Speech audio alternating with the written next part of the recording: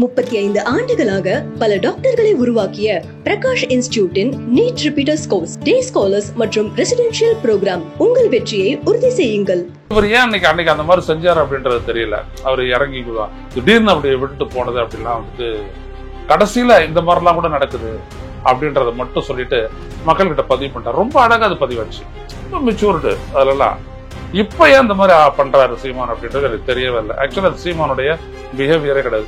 இந்த இதுல எல்லாம் கோவப்படுவாரு, இந்த டோல்கேட்ல எல்லாம் கோவப்படுவாரு, அதெல்லாம் உண்டு. இப்போ ரீசெண்டா பார்த்துருப்பீங்க, தமிழக வெற்றி கழகத்தை பத்தியும் விஜயை பத்தி அவர் பேசினது, நாங்க புலிகள் நீங்களாம் அணில் குஞ்சுகள் அப்படின்ற வார்த்தை.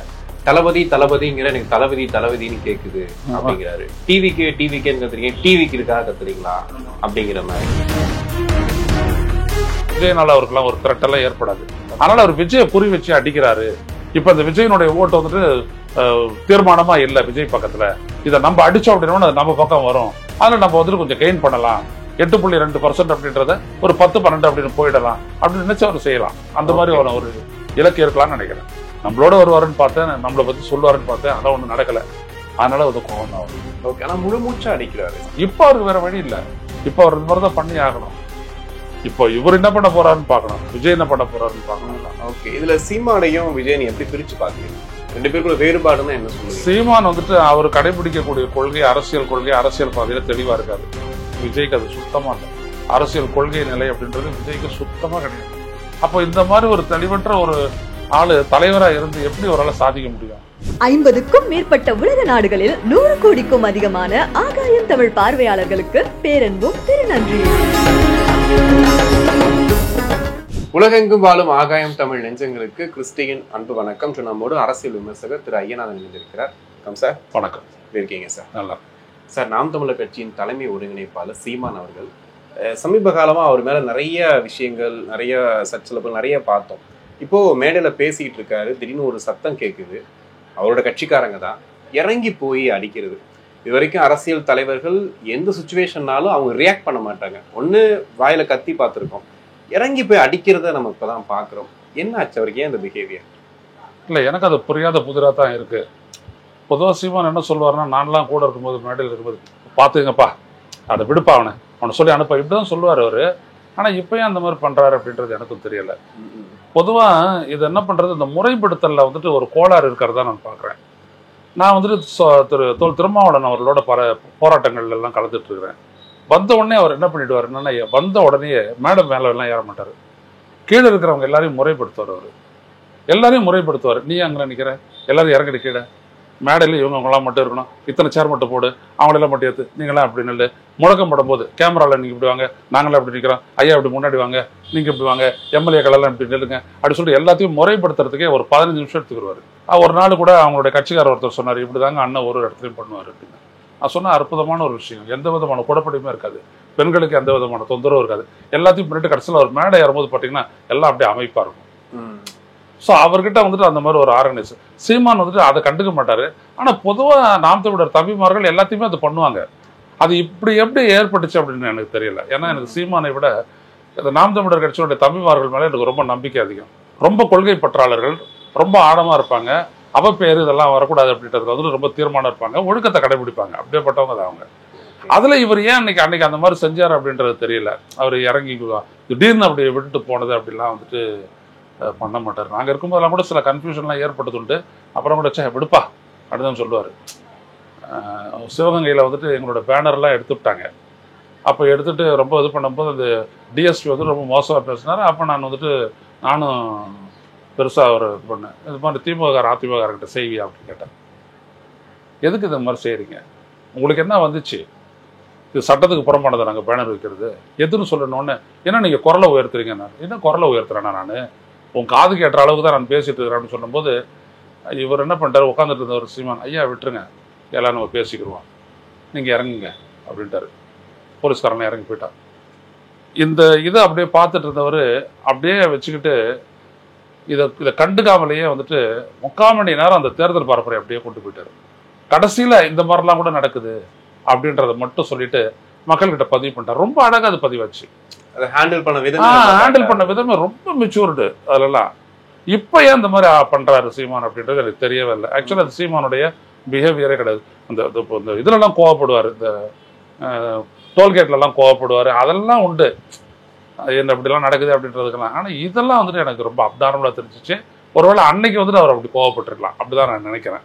பொதுவாக அந்த மாதிரிலாம் பண்ண மாட்டார். இல்லை இப்போ ரீசெண்ட் டைம்ல கொஞ்சம் அக்ரெசிவா கோவப்படுறது, யாரை பத்தியாவது பாலிடிக்ஸ் வந்துட்டு அவர் அக்ரெசிவா இருக்கிறாரு. இதுக்கு காரணம் என்னன்னா, ஒரு பக்கம் விஜய், இன்னொரு பக்கம் திமுக அதிமுக, இன்னொரு பக்கம் பாஜக, இப்படி எல்லாம் இருக்கு இல்லையா? இதுல வந்துட்டு தன்னை எஸ்டாப்ளிஷ் பண்ணணும், நாம் தமிழர் எஸ்டாப்ளிஷ் பண்ணணும், வலிமையா கொண்டு போகணும் அப்படின்ற ஒரு அழுத்தம் காரணமாகவோ இல்லாட்டி திட்டம் காரணமாகவோ அவர் வந்து அது வேகமா முன்னெடுக்கிறதுக்கான ஒரு காரணம் இருக்கு.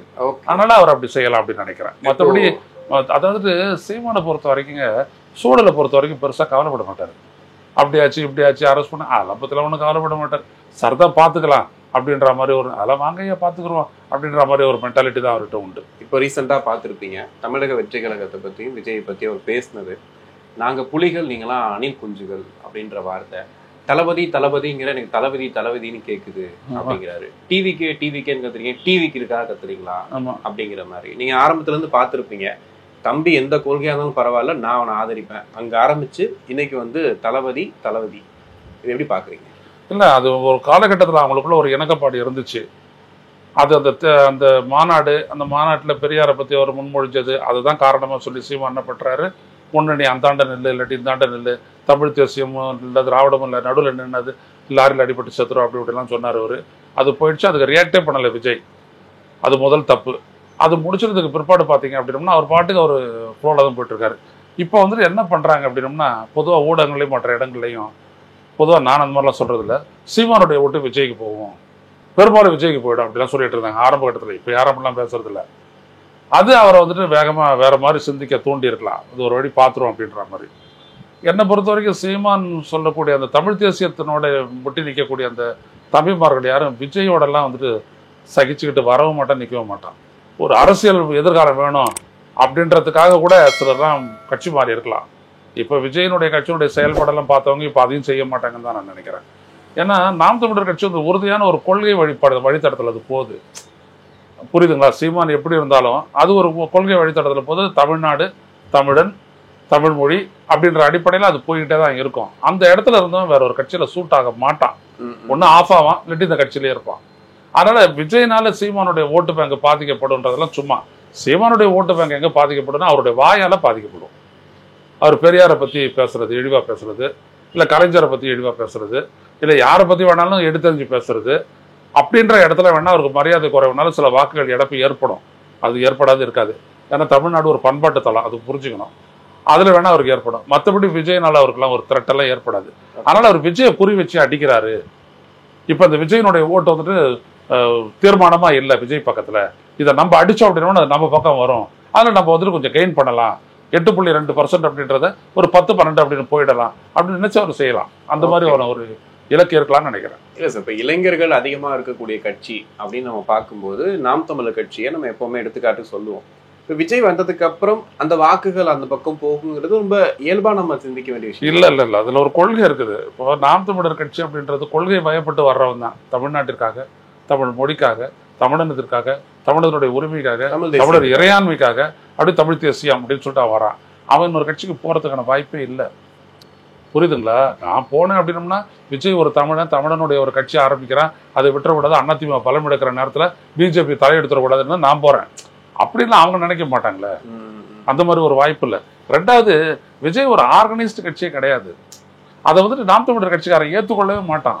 இப்போ சீமானை பொறுத்த வரைக்கும் பார்த்தீங்கன்னா அங்கே இவர் இங்கே இவன் இந்த மாதிரி வேட்பாளர் பட்டியல் அப்படின்னு ஒரு துடிப்போடையே கட்சியை உருட்டிக்கிட்டு போவார் அவர். அந்த மாதிரி எவ்வளோ விஜய் அப்படிலாம் ஒன்றும் கிடையாது. அவர் உள்ள போனால் வெளில வர மாட்டார், வெளில வந்தால் உடனே போயிடுவார் அப்படின்ற மாதிரி தான் அவருக்கு இருக்குது. அவருடைய இப்போ கடந்த தேர்தலில் நீங்கள் பார்த்துருப்பீங்க, விஜய் அவர்களோட ஒரு பாடல் வெளியாகுது, கையில் மைக்கு எடுக்கட்டுமா அப்படின்ட்டு. மைக் சின்னம் நம்ம சின்னம், விஜய் அதுதான் சொல்றாரு அப்படின்னு மேடைகள்ல நாம் தமிழர் கட்சியில அப்ப அவங்களுக்குள்ள ஒரு இணக்கப்பாடு இருந்துச்சு. இவங்க 2 பேரும் ஒன்னா போற மாதிரி அவர் தானே சொல்லிட்டு இருந்தாரு அப்படின்னு. ஆனா அந்த அந்த விக்கிரவாண்டி மாநாட்டுக்கு பிறகு அதெல்லாம் மாறிடுச்சு. மாறிட்டு ஒரு எதிர்நிலைக்கு போயிட்டு ஒரு பெரியாரை குறி வைக்கும் போது இவங்க 2 பேரும் ஒன்னா சேர்றதுக்கு இணையே இல்லை. ஒருவேளை பிஜேபி அதிமுக அலையன்ஸ்ல கூட விஜய் போய் சேரலாம், ஆனா சீமானோட சேர முடியாது, சீமான் விஜயோட சேர முடியாது அப்படின்ற அளவுக்கு அது போயிடுச்சு. ஓகே, இல்ல கட்சி கொடியோட வண்ணத்துல இருந்து கொள்கை, தமிழ் தேசியம் எல்லாத்துலயுமே விஜய் வந்து சீமான கொஞ்சம் எடுத்துக்கிட்டாரு. அதுவும் ஒரு முக்கிய காரணம் சீமானுக்கு கோவத்துக்கு. அது கிடையாது. விஜயனுடைய இதுக்கு அந்த கலரு, எண்ணம், ரெட்டு, சிகப்பும் மஞ்சளும் தமிழருடைய வாழ்க்கையோட பின்னி பிரிஞ்ச ஒன்று மங்களம், இன்னொன்று புரட்சிக்கான ஒரு அடையாளம், மாற்றத்துக்கான அடையாளம் அப்படின்றது சொல்லலாம். யானையெல்லாம் அப்படியே அதுக்கப்புறம் அந்த மலர் இதெல்லாம் பற்றி தமிழருடைய சேர்ந்து தான் இருக்கு. அதுதான் அவங்க தெரிஞ்சிருக்கோம். அவங்க அதில் ரொம்ப யோசிச்சிருக்காங்க. அப்படி யோசிச்சது உடனே கட்சி எப்படி அப்படி அடுத்தடுத்து யோசிச்சிருந்தாங்கன்னா கொஞ்சம் நல்லா இருந்திருக்கும். அப்படி அவங்க யோசிச்சிருக்கிறாங்க. அது வேற விஷயம். சீமான் கிட்ட எதுவும் கிடையாது. அதனால ஒன்றும் இல்லை. அதனால ஒன்றும் முரண்லாம் வரது வாய்ப்பு இல்லை. சீமானுடைய முரண் என்னன்னா, நம்மளை விட்டுட்டு இவர் வேற மாதிரி போறாரு அப்படின்ற கோபம் அவருக்கு இருந்திருக்கலாம். பெரியாரை முன்மொழிஞ்சதை அவர் அப்படிதான் ஒரு சாக்கு போக்கா தான் எடுத்து அவர் திட்டுறாரு. நம்மளோட வருவாருன்னு பார்த்தேன், நம்மளை பத்தி சொல்லுவாருன்னு பார்த்தேன், அதெல்லாம் ஒன்றும் நடக்கலை. அதனால அது கோபம் தான் அவருக்கு. ஓகே, ஆனால் முழு மூச்சா அடிக்கிறாரு. இப்போ அவருக்கு வேற வழி இல்லை. இப்போ அவர் இந்த மாதிரி தான் பண்ணி ஆகணும். இப்போ இவர் என்ன பண்ண போறாருன்னு பார்க்கணும், விஜய் என்ன பண்ண போறாருன்னு பார்க்கணும். இவர் இதெல்லாம் சேர்த்துக்கிட்டு போறாரு. இவர் பெசாது இருக்கிற வரைக்கும் அது அட்வான்டேஜ் சீமான் தான். ஓகே, இல்லை ஏன் அமைதியா இருக்காரு விஜய்? ஆரம்பத்துல இருந்து இதை பத்தி நீ ஒன்று ரைட்ல இல்லை, லெஃப்ட்ல இல்லை, நடுவில் நிற்காத, லாரிடி செத்து போயிடுவ, அங்க ஆரம்பிச்சு விஜய் ஒரு வார்த்தை கூட சீமானை பத்தி பேசவே இல்லை. இல்ல, அது சீமானை பத்தி அவர் பேசல. அப்புறம் பெரியாரை பத்தி பேசுனதுக்கும் அவர் பேசல.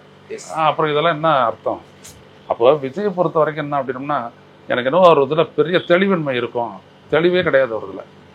அது துணிவின்மையும் இருக்குது, துணிவும் கிடையாது. தெளிவும் துணிவும் இல்லாதவனுக்கு அரசியலே கிடையாது. இதில் விஜய் எப்படி சர்வை பண்ண போறாருன்றது எனக்கு பெரிய கேள்விக்குறி. 2 பேரும் பொதுச் செயலாளர் இருக்காங்க. 2 பேருக்கு தமிழில் பேசவே தெரியலை. வணக்கம் சொல்கிற இடத்துலேருந்து தடுமாறுது கதை. அப்புறம் யாரை தான் வச்சு இவர் என்ன தான் பண்ண போறாரு விஜய்? இவர் ஏதோ பேப்பரை வச்சுட்டு படிச்சுட்டு இவர் போறாரு. சிலதெல்லாம் வசனம் மாதிரியே இருக்குது. இதெல்லாம் வச்சுட்டு அவர் என்ன பண்ண போறாரு? விஜய்க்கு பெரிய சவால் காத்துட்டு இருக்குது, அவ்வளோதான் எனக்கு தெரியும். ஆனால் சீமானுக்கு அதெல்லாம் இல்லை பிரச்சனை. இப்போ சீமானு விஜய் சேர்ந்தாங்கன்னா பெருசாக ஆகும் அப்படின்னு நான் கூட சொல்லியிருக்கேன். ஏன்னா சீமான் வந்து பெரிய ஒரு பிரச்சார பீரங்கி. அவர் இவரோட சேர்ந்துட்டார் அப்படின்னா பேசுறதுக்கு ஆளே வேணாம். தமிழ்நாடு அரசியல ஒன்று சேர்ந்து கடத்திடுவாங்க. ஸோ அந்த மாதிரியான ஒரு நிலை தான் இருந்துச்சு. ஆனால் இப்போ 2 பேரும் ஸ்பிரிட் ஆகி எதிரும் புதிருமா நிற்கக்கூடிய இடத்துல விஜய் என்ன செய்வார்ன்றது பெரிய கேள்விக்குறி தான். ஓகே சார், இப்போ விஜய்க்கு இருக்கக்கூடிய சவால்கள் ஒரு பக்கம் திரைப்பட ரீதியாக பார்க்கும்போது ஒரு நடிகர்ன்ற இடத்துல வச்சு, இப்போ ரீசெண்டாக ரஜினியோட படம் வரும்போது விஜய் ரசிகர்கள் சேர்ந்து அதுக்கு எதிராக வந்து பேசினாங்க அப்படிங்கிற ஒரு பிரச்சனை இருக்கு. திமுக ஒரு பக்கம், பாஜக ஒரு பக்கம். இப்போ நாம் தமிழர் கட்சியில இருந்து நீங்க சொல்ற மாதிரி யாராவது வந்தாலுமே அவங்களும் இந்த மாதிரி விஷயங்கள் நடக்கும்போது அவங்களும் ஒதுக்கி போயிடுவாங்க. என்னென்ன சவால்கள் விஜய்க்கு இருக்கும்? விஜயனுடைய பெரிய சவால் வந்துட்டு ஒரு மக்களோட போய் மக்களோட இசைவா மக்களை வந்துட்டு தன்னுடைய வாக்குகளை மாற்றக்கூடிய ஒரு பெரும் பொறுப்பு இருக்கு. இல்லாட்டி சவால்னு சொல்லலாம் இருக்கு. அதை அவர் எப்படி சாதிக்க போறாருன்னு தெரியல. அந்த இடத்த ரொம்ப முக்கியம். மக்கள்கிட்ட போகணும், மக்கள் எதிர்கொள்ளக்கூடிய பிரச்சனைகளை பேசணும், ஏன் தான் ஒரு மாற்று அப்படின்னு சொல்லணும், தனக்கு ஏன் மக்களை ஆதரிக்கணுன்றதை அவர் சொல்லணும். அதை அவர் பேசுறது அப்படின்றதுக்கே வந்துட்டு அவர் எந்த அளவுக்கு தயாரா இருக்காருன்னு எனக்கு தெரியல. அந்த தயக்கம் தான் அவர் உள்ளே வச்சிருக்குதுன்னு நினைக்கிறேன். ஸோ இதை செய்யாம, மக்களை சந்திக்காம, மக்களோட பேசாம, மக்கள்கிட்ட ஒரு அபிமானத்தை பெறாம அவருடைய அரசியல் எந்த இடத்துலையும் தலை தூக்காதுன்னு நான் நினைக்கிறேன். நீ அப்படி பார்க்கும்போது 4 முனை போட்டி கன்ஃபார்மா சார் இந்த டைம் யோசிக்கும் போது? நான் அந்த இடத்துக்கு நான் வரலைங்க. ஏன்னா யாரையுமே நம்ப முடியாது, விஜயும் நம்ப முடியாது. அதிமுக வந்துட்டு ஒரு கதவை திறந்து வச்சுக்கிட்டு ஒரு கையை நீட்டிக்கிட்டு தான் இருக்குது தாவேகாவை நோக்கி, புரியுதுங்களா? அதனால இதில் யாரையும் எதையும் நம்ப முடியாது. அந்த பாஜகவும் அதிமுகவும் உறுதியாக நிற்குமா அப்படின்றது ஒரு கேள்விக்குறி தான். அவங்க எத்தனை சீட்டு கேட்க போறாங்க, அது எப்படி எடப்பாடி பழனிசாமி வந்துட்டு கையாள போறாரு அப்படின்றதெல்லாம் ஒரு பெரிய கேள்வி தான். ஓகே, இதுல சீமானையும் விஜயன் எப்படி பிரிச்சு பாக்குறீங்க? 2 பேருக்குள்ள வேறுபாடுன்னா என்ன சொல்லுவீங்க? சீமான் வந்துட்டு அவர் கடைபிடிக்கக்கூடிய கொள்கை, அரசியல் பாதையில தெளிவா இருக்காரு. விஜய்க்கு அது சுத்தமா இல்லை.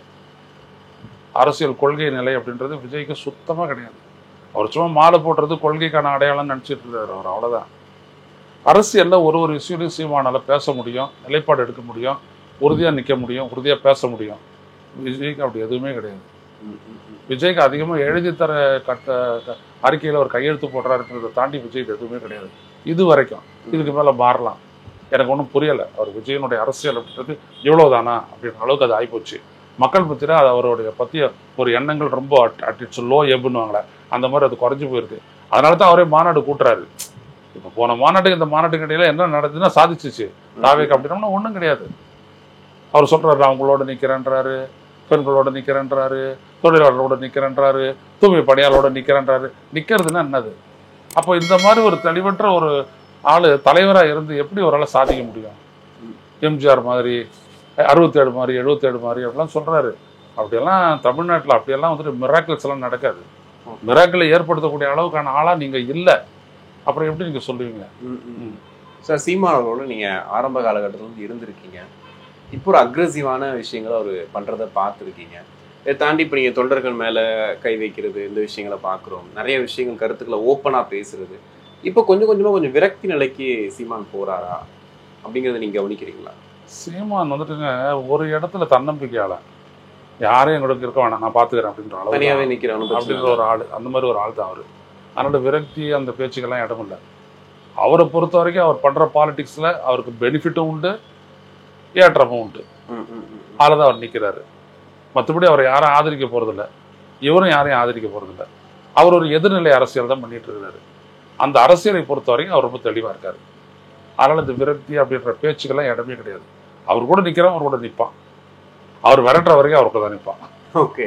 ஆனால் தனியாக நிற்கிறாரு சார். ஆனால் எல்லா இடத்துலையுமே ஒரு மையப்புள்ளியாகவே இருக்காரு. இப்போ ஒரு இரங்கல் தெரிவிக்கிறதா இருந்தால் திமுகவோட இதனாலும் போயிடுறாரு, கூடாரத்துக்கு போகிறார். இப்போ இலகணேசன் அந்த இதுக்கு புகழஞ்சலிக்கு நேரடியாக வீட்டுக்கு வந்து அவருக்கு அழைப்பு கொடுக்குறாங்க.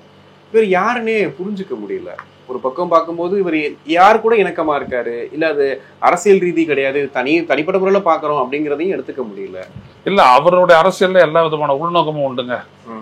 அவருடைய அரசியலை வந்துட்டு வெறும் அவர் பேசுகிற கொள்கையை வச்சு மட்டுமே பார்க்க முடியாது. அவருடைய தனிப்பட்ட வசதிகள்லாம் அதில் நிறைய இருக்கும், அதெல்லாம் மறுக்கவே முடியாது. அவர் போய்ட்டு ஸ்டாலினை பார்க்குறாருன்னா மூகா முத்துவுக்கும் இவருக்கும் என்ன இருக்குது, அவங்களாம் சமகாலத்தை வரா, அதெல்லாம் ஒன்றும் கிடையாது. ஆனால் போகிறாரு, பார்க்குறாரு, சொல்கிறாரு. சீமானை வந்துட்டு ஸ்டாலினை பங்காளின்னுவார், இப்படிலாம் நிறைய அவர் சொல்லுவார். எடப்பாடி சித்தப்பான்னுவார், என்ன வேணாலும் அவர் சொல்லுவார். எல்லாத்துக்கும் வந்துட்டு ஒரு உள்நோக்கம் இருக்குது அவருக்கு. அவரை பொறுத்த வரைக்கும் யாரையும் நான் வந்துட்டு ஒரு எதிரியாக கருதலை அப்படின்றதுக்கான சமிக்கை எடுத்துடலாம். நீங்களாம் எதிரி இல்லை, அரசியல் ரீதியாக தான் நான் பேசுகிறேன், மற்றபடிலாம் ஒன்றும் இல்லை, நான் உங்களோட வந்துட்டு எனக்கப்பா தான் இருக்கிறேன்ற மாதிரி காட்டிக்கிறதுக்கெல்லாம் இருக்கலாம். அவங்களுக்கு கூட இருக்கிறவங்களுக்கே புரியாது அவரை பற்றி. இந்த மாதிரி தான் அவர் நடந்துக்கிறாரு. ஓகே, புரியுதுங்களா? அதில் அவருக்கான பெனிஃபிட் அவர் எப்போதும் பார்த்துக்கிறவாருங்க. இது ரொம்ப ஆழமான வார்த்தை நான் சொல்கிறது, எனக்கு தெரியும் சீமானை பற்றி, பார்த்துக்கிறாரு. கண்டிப்பாக சார், நிறைய விஷயங்கள் பேசணும். நேரத்துக்கு நன்றி.